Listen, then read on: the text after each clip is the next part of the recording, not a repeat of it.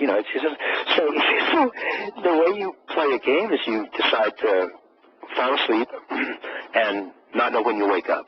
And that'll be a game. And you'll have horrifying experiences, and the awakening will be made all the more fun, the more gruesome you can make the nightmares in between. And so, believe me, being exposed to boomeritis in the 1980s is as gruesome a nightmare as anybody could ever be to endure. But spirit throws itself out and first creates soul, which is a reduced version of itself, and then forgets its spirit when it does that. And then soul throws itself out, which is kind of a one long pitch that just continues to carry through. So soul is created, and then the awareness or spirit forgets its soul, and mind is created, which is a reduced version of soul. And then mind forgets itself, and body or life is created, and even life forgets itself, and matter is created. And then pow, the Big Bang. And all there is at the Big Bang is material particles or subparticles or preparticles or strings or whatever one is postulating nowadays. And some people would say, well, in that initial Big Bang, the anthropic folks would say that there's actually kind of a secret code left in that Big Bang such that a lot of what is to follow is the kind of the basic determinants are set. But none of the contents are at all. But however you interpret that or not, the idea is here you have matter. Now matter slowly starts unfolding and winding itself back towards spirit. Why else does, you know, from dirt to Shakespeare is quite a trip, and it just begs belief that, you know, chance and mutations did all that stuff. But in any event, that's another story. The traditional story is that these levels were created in evolution and fixed. And then evolution is just rewinding the videotape. And for some people, actually, the surface structure is also fixed. Just the whole thing is just kind of fixed. And then you rewind it and back from matter into life, into mind, into soul, and spirit. Now, most traditions just maintain that the realms, the levels are set. Matter, body, mind, soul, spirit. And that one is then finding one's way back through that the universe unfolds and one moves through those levels back to source and back to a remembrance and awakening as spirit. But all those are still pre-existing now. And there's no real room in virtually any of the accounts, one or two very rare exceptions, of all of the structures really just being open. So what we're postulating is that there are a few what we call involutionary givens, which means that there are a certain amount of things that you just have to presuppose to get a universe going at all. And following Occam's razor, indeed, we make those as few as possible. That's all we say. The post-metaphysical approach just says, get rid of everything you possibly can as being pre-postulated and created by spirit. Because it's just hard to prove, and it gets you in trouble. And you might not need it. Occam's razor is perfectly fine approach on this. So we whittle it down, and we certainly do not include all these pre-fixed structures that exist entirely independent of perception. That's just a no-go. So what we replace it with is that spirit beginning in matter, and this drop of experience, this moment's experience, prehends the previous moment, and that means that all like Whitehead, the subject of this moment becomes an object of the subject of the next moment. Mm-hmm. And that really means, Whitehead didn't use this phrase, but it really means that this moment transcends and includes the previous moment. Yep.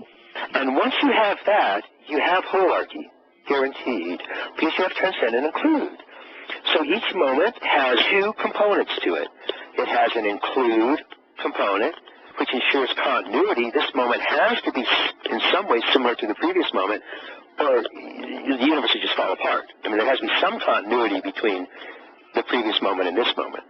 And then it has a component of novelty or discontinuity, and that's the transcend part, the creative part. Yeah. And I think that's a great formulation. That part itself is largely based on Whitehead. I think he's right on the money on that. And I think he was right that as the creative moment, if this moment adds almost no creativity to the stream, then there's just the similarity to the previous moment. And so it starts to look like causality. Right. And that's why physical atoms and so on, they add very, very little novelty. It's not zero, but it's very little, and therefore you get a whole lot of causality what looks like causality going on in the physical domain.